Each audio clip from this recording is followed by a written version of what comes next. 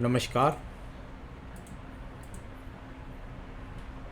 मेरे सामने यहाँ पर 57 वर्षीय व्यक्ति हैं जिनकी हस्तरेखाओं के बारे में मैं यहाँ पर बताने जा रहा हूँ। किस किस प्रकार की गतिविधियाँ आपके हाथ के अंदर, आपकी रेखाओं के अंदर अंकित हैं, उन सबको मैं बताऊँगा।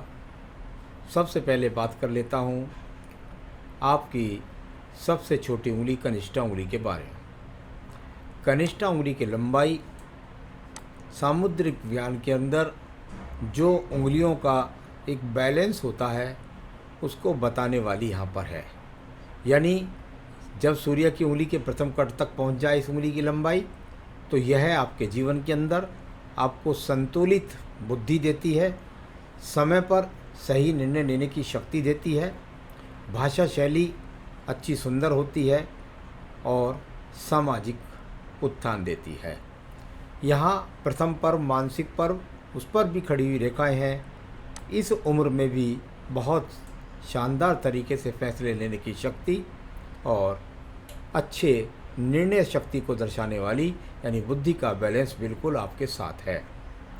सेकंड पर्वत पर जब खड़ी हुई रेखाएं हों, इसका मतलब होता है व्यक्ति अपने व्यापार में, अपने साथ वाले कोलीग्स के साथ में, अपने व्यवहार के कारण घर के अंदर बिल्कुल बहुत अच्छी भाषा शैली का प्रयोग करता है और लड़ने झगड़ने की प्रवृत्ति व्यक्ति की नहीं होती। तीसरे पर्व पर भी खड़ी रेखाओं का अच्छा खासा आगमन है, तो ये अपने आप में वर्तमान में भी धन के आगमन को दर्शाता है, यानी लगातार धन के आगमन बनाने में आज भी आप समर्थ है। सेकंड पर्वत आपके सभी उंगलियों पर चक्र है, यानी ग्रहण शक्ति अच्छी है। यहाँ पर सेकंड पर्वत सूर्य की उंगली का पर अगर देखते हैं प्रथम पर्व पर, तो यहाँ से पता लगता है कि बीपी का रोग आपको नुकसान तो नहीं दे रहा, किसी अग्नि तत्व से तो आपको नुकसान नहीं है, किसी प्रकार से कोई आँखों का बड़ा रोग के कारण कोई सामना तो नहीं होने वाला है, ऐसा कुछ भी नज़र यहाँ से नहीं आता। सेकंड पर्वत पर राज्य सरकार से किसी भी प्रकार से कोई भी दंड या कोई भी नुकसान का योग नहीं है। तीसरा पर्व शनि और सूर्य की उंगली आपस में मिली हुई है।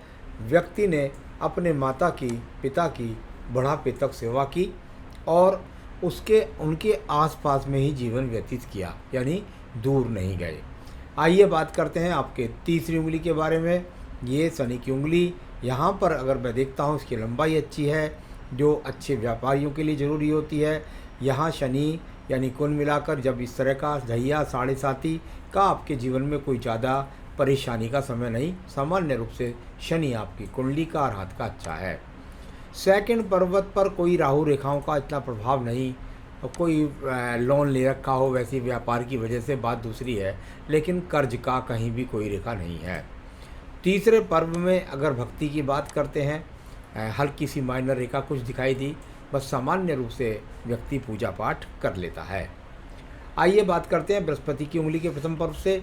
यहाँ से शुगर है, कोलेस्ट्रॉल है, लीवर है, किडनी, इनके रोग, उन रोगों से अगर नुकसान होगा तो माइनस रेखा बनेगी, और यदि उन लोगों की दवाई बिल्कुल सही करेक्ट चल रही है तो पर्वत पर कोई रेखा नहीं बनती है।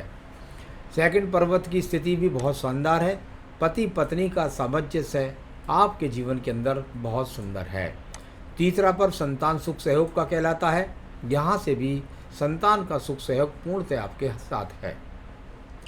अंगूठे के प्रथम पर्व की बात करता हूँ, वहाँ से व्यक्ति के चरित्र के बारे में पता लगता है, धन की स्थितियों की मजबूती के बारे में चलता है। कुल ऐसी यहाँ पर ऐसी कोई स्थिति नज़र नहीं आती कि कहीं से व्यक्ति चरित्र से कमज़ोर नहीं है, और साथ ही साथ धन की स्थितियाँ भी सामान्य रूप से व्यक्ति के पास ठीक है। अब बात करते हैं सेकंड पर्व के बारे में। यहाँ पर कुछ आड़ी रेखाएं कम हैं। यहाँ पर राहु रेखाओं का, आड़ी रेखाओं का होना ज़्यादा ज़रूरी होता है। ये कम से कम किसी की बात को काटने के लिए वो रेखा ज़्यादा मानी जाती हैं। सामान्य किसी की बात में हाँ में हाँ मिला देना, ऐसे व्यक्तियों की थोड़ा सा प्रवृत्ति होती है, सोचते हैं क्यों टेंशन ली, इसकी हाँ में हाँ मिला दो। आइए बात करते हैं यहाँ पर आपके पर्व की, और वह है आपका बुध का पर्व। अगर बुध के पर्व की बात करते हैं तो ये यहाँ पर वो बुध की रेखाएं हैं जो बताएंगी आपके जीवन में स्थायी धन की मजबूती के लिए। देखिए, मैं जब इन रेखाओं को पढ़ता हूँ तो इसका एक पैमाना होता है। पैमाना इस प्रकार से मान सकते हैं कि किसी व्यक्ति के जीवन में मान लिया उसका लाख रुपए महीने का खर्च है, तो वो लाख रुपए महीने का खर्च यहाँ पर हो गया। किसी का 100 रुपये 3000 रुपये महीने का खर्च है, तो उसको उसी हिसाब से, यानी उसकी आमदनी के स्रोत के हिसाब से धन कमाने की पूरी स्थिति यहाँ पर है। खर्च के लिए किसी के आगे हाथ नहीं फैलाना पड़ेगा। इस तरह की स्थितियों को दर्शाने वाला ये आपका यहाँ पर बुध पर्व है। यानी कुल मिलाकर मैं इसको खराब नहीं कह सकता, सामान्य रूप से ये अपने आप में ठीक है। चलिए अब बात करते हैं इसके बाद में आपके सूर्य पर्व के बारे में। यश मान सम्मान के लिए सूर्य का पर्व है, और ये रेखा यहाँ से सीधी सीधी खड़ी हो गई, लेकिन आड़ी रेखा जब साइड से आकर काटती है तो वो व्यवधान डाल देती है राज्य सरकार से संबंधित नौकरियों के लिए। यहाँ पर सपोर्टिंग रेखाएं लगातार आपके जीवन में रही, यानी 2-3 रेखा नीचे से ऊपर को खड़ी गई। कोई बहुत बड़ा ट्रायंगल नीचे की तरफ नहीं लगा, कोई बहुत स्पष्ट रेखा नहीं, यानी बहुत ज़्यादा दूर दूर तक लोगों में आपकी पहचान नहीं। जहाँ आपका फील्ड है, जहाँ आपका वर्क है, उसके अंदर ही केवल और केवल आपकी पहचान। दूसरी बात, जब इसके नीचे एक एक्स का सा चिन्ह की अनुभूति होती है या सूर्य रेखा पर एक दीप बनाने का प्रयास रेखा करती है, तो इसको कहते हैं पैतृक संपत्ति में कुछ विवादों का सामना, क्योंकि ये दीप सा भी बनता है, इसका ये कारण भी होता है। आइए बात करते हैं इसके बाद आपके पर्व की, और वह है आपका शनि का पर्व, भाग्य का पर्व। और भाग्य पर्व पर ये अच्छी खड़ी रेखाएं व्यक्ति को बुढ़ापे तक भी करोड़ों की संपत्ति का मालिक बनाती हैं, और भाग्य उसका साथ देता रहता है। मैं बात करता हूँ आपके पर्व की। यहाँ है आपका बृहस्पति का पर्व। बृहस्पति के पर्व में यदि मैं देखता हूँ तो कहीं ना कोई चतुर्भुज बनने का प्रयास है, यानी चतुर्भुज बना हुआ है। दूसरे हाथ में भी देखा मैंने तो उसमें भी मुझे कुछ आकृति ऐसी लगी देखने में कि कोई ना कोई चतुर्भुज की सी स्थिति यहाँ पर दिखाई दी, चाहे वो हल्केपन से थी या लाइटपन से थी। अब इसमें क्या हुआ कि बहुत ज़्यादा एक तरह से कहूँ तो ऐसा भी संभव है कि आने वाले समय में किसी और संपत्ति का भी लाभ मिले। बृहस्पति पर्व अनुकूल है, अशुभ चिन्ह नहीं है, संतान का सुख सहयोग मिलेगा, पत्नी का सुख सहयोग मिलेगा, यहाँ दर्शाता है। आइए बात करते हैं आपकी हृदय रेखा के बारे में। हृदय रेखा पे ये रेखा खड़ी हुई हो इस तरीके से, तो ये एक तरीके से मन से शुरू से ही बहुत ज़्यादा मजबूत व्यक्ति रहा, ऐसा बोल सकते हैं। दूसरा, हृदय रेखा में कोई दीप नहीं है, किसी बड़े रोग का संकेत नहीं है।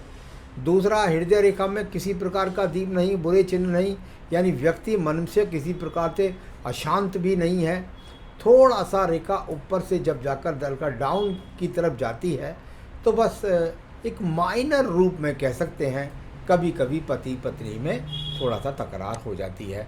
बस इसको दो तरह से चिन्ह दिखा, विवाह रेखा भी थोड़ा सा डाउन थी और साथ ही साथ ये हृदय रेखा भी डाउन थी, तो ये थोड़ा सा कभी कभार, इसमें कोई बड़ी बुरी बात नहीं है।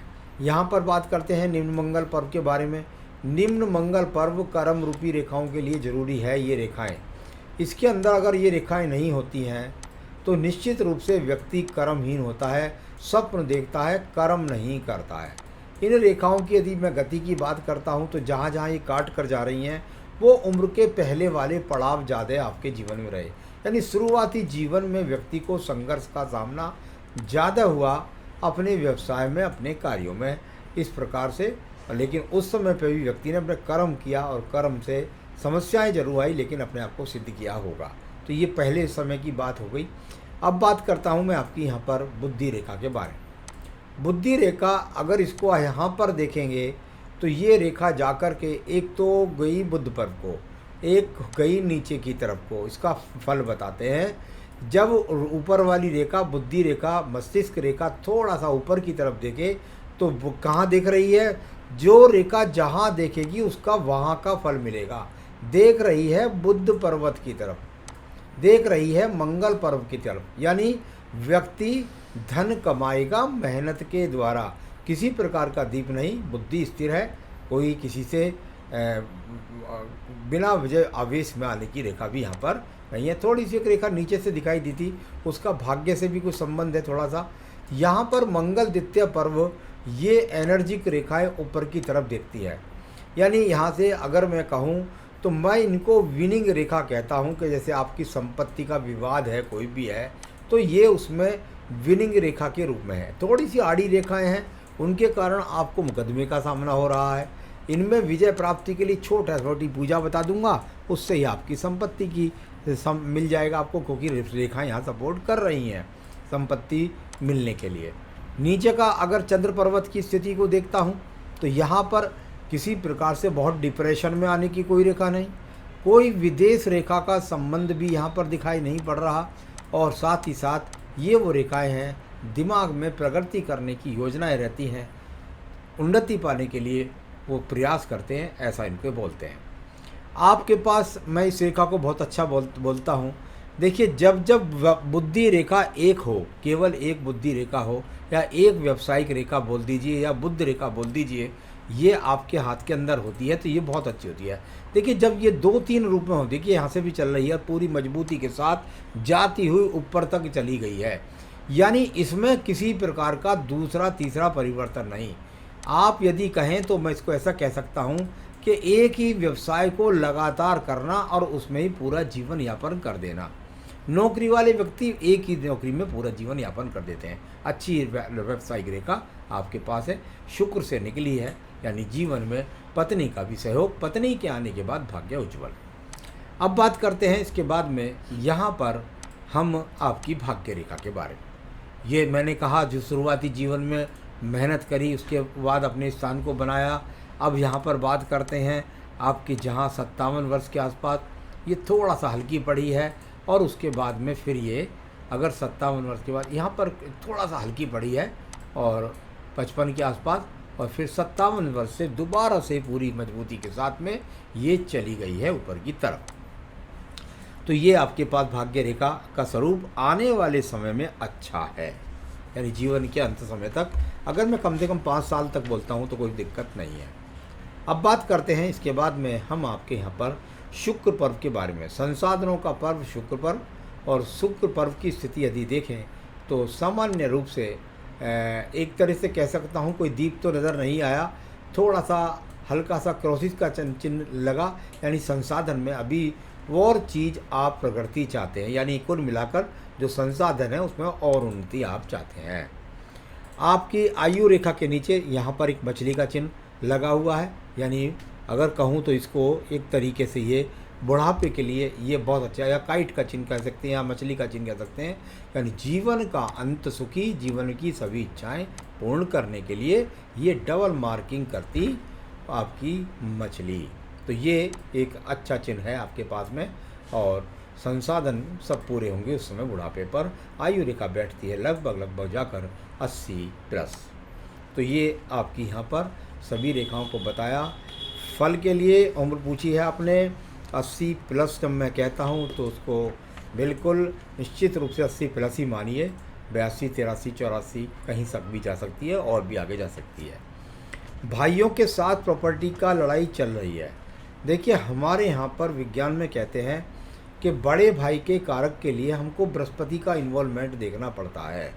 यदि मैं बात करता हूँ तो वहाँ पर बृहस्पति बहुत अच्छा तो है नहीं कि उसमें कोई बहुत बड़ा चतुर्भुज मिला या कुछ मिला।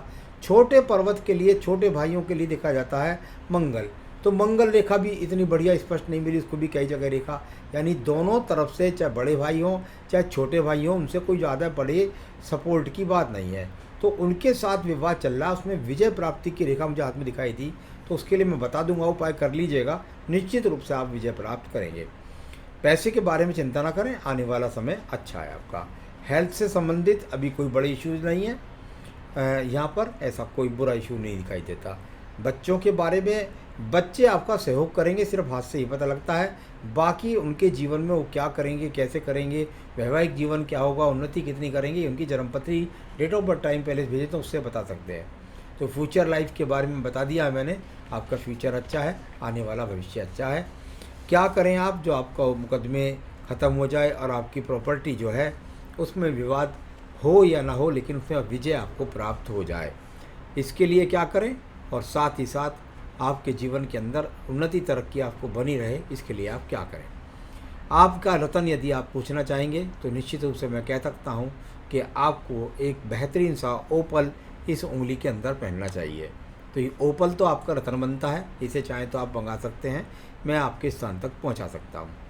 परंतु पूजा के अंदर जब तक आपकी मुकदमे की स्थिति हल नहीं होती तब तक आपको पूजा के अंदर मंगलवार और शनिवार को आपको सुंदर कांड का पाठ करना चाहिए, मंगलवार का प्रसाद भी बांटना चाहिए।